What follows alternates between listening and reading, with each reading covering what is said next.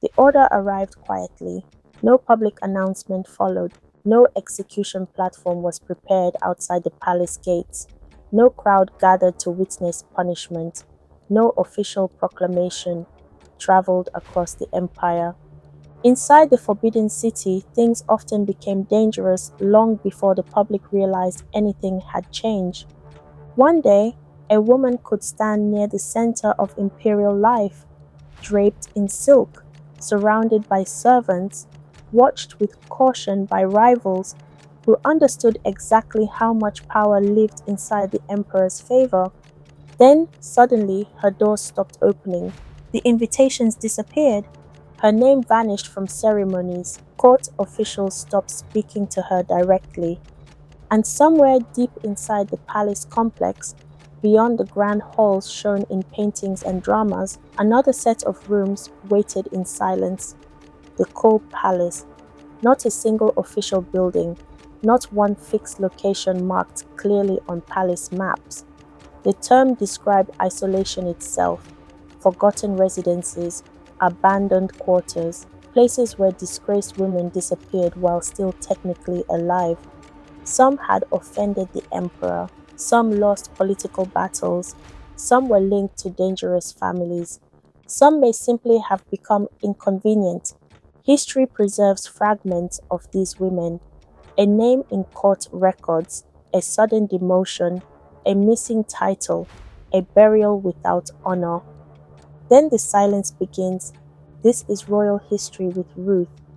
And tonight, we step inside one of Imperial China's most feared punishments. Not execution, not exile, something quieter, being erased while still alive.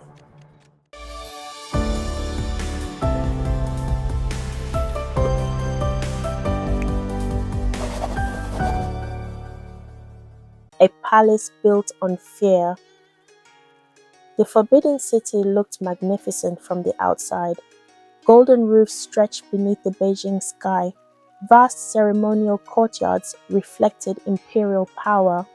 Officials bowed beneath strict ritual, while the emperor stood at the center of what the Qing dynasty described as the ordered universe.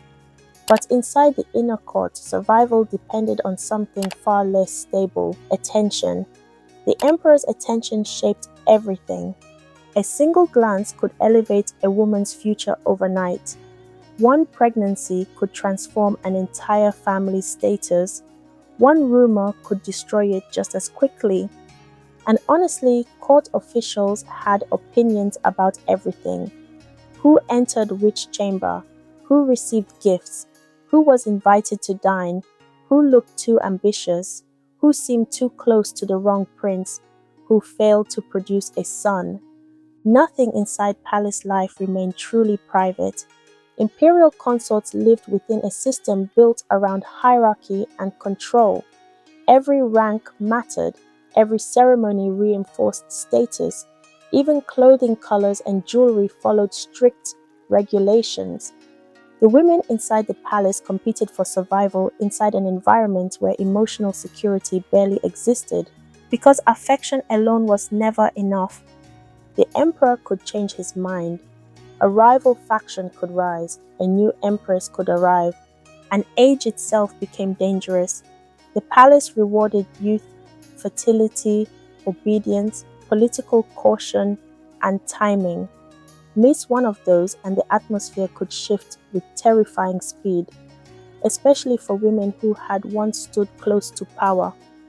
The meaning of the Coal Palace. The Coal Palace has become almost mythical in modern retellings of Imperial China. Films portrayed dark corridors and abandoned rooms filled with bitter concubines whispering through candlelight. Dramas often present it as a formal prison for unwanted women. Reality was more complicated. Historical records from different dynasties suggest the term Coal Palace was often symbolic rather than official.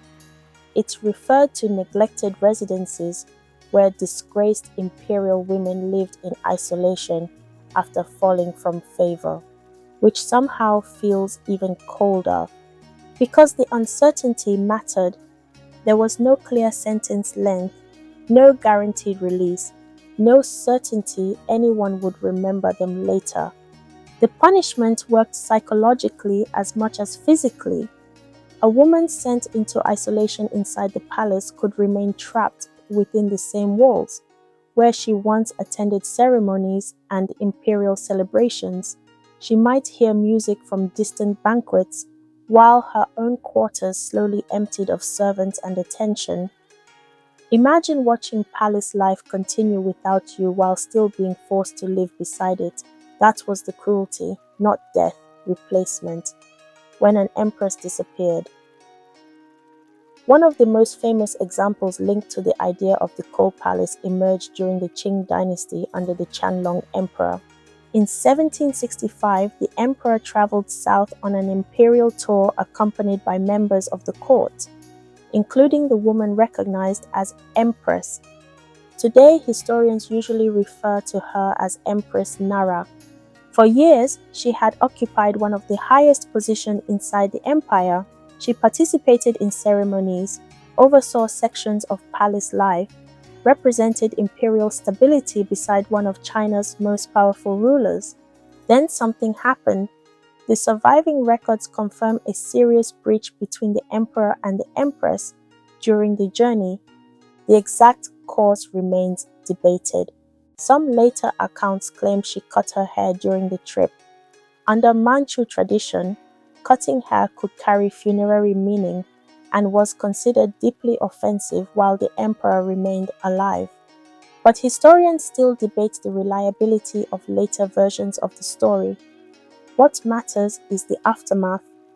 The emperor's reaction was devastating. Her authority collapsed almost immediately. Her seals and ceremonial privileges were removed. Staff numbers reduced. Her role within palace rituals effectively ended. Yet she was not formally executed. She remained inside the Forbidden City, alive but politically erased. When she died the following year, the burial arrangements shocked many observers. The honors normally expected for an empress were dramatically reduced. Even in death, the punishment continued. And this is where history becomes especially unsettling. Official Qing records often remain restrained and procedural. They describe rank changes and ceremonial decisions with cold administrative language. But behind those records sits a very human silence. A woman once positioned beside the emperor vanished from political life so thoroughly that later generations spent centuries trying to reconstruct what actually happened. The women nobody recorded properly. The most haunting part of palace history is not always what survives. It is what disappears. Thousands of women passed through imperial courts across Chinese dynasties, consorts, attendants, noble daughters selected for service, women brought into systems they could never fully control. Most left almost no trace behind. Some names appear only once, others disappear after demotion. Some receive no proper burial records at all. History naturally preserves emperors more carefully than the women surrounding them. Political records focused on succession, administration, military campaigns, taxation, and dynastic stability. Women inside palace life often became visible only when something disrupted power: a scandal, a birth, a death, a political crisis, or a fall from favor. Which means many women connected to the idea of the coal palace remain impossible to fully recover historically. Their emotions rarely survive in official documents. Their loneliness almost never appears directly. Court records documented outcomes, not inner lives. Still, silence itself tells us something. Because entire systems do not invent punishments based around isolation, unless isolation already terrifies people. Palace life was already a prison.